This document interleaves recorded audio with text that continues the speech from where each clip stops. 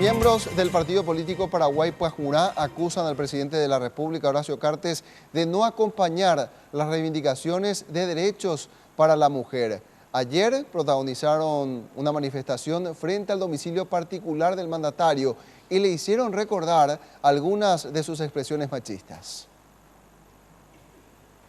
Principalmente mujeres del partido Paraguay Puajurá, Cobañados, las rebeldes del sur de la organización Desde Abajo y mujeres de la Central de Cooperativas de Viviendas de Ayuda Mutua del Paraguay, escracharon al presidente Horacio Cartes frente a su domicilio sobre la Avenida España. Denuncian la falta de atención del Estado para mujeres y la desigualdad de género. Escrachándole también por sus expresiones que ha usado a nivel internacional, que nuestro país es fácil y linda como la mujer, y que le exhortó a los empresarios internacionales que vengan, que usen y abusen de nuestro país, y nosotras las mujeres nos sentimos discriminadas.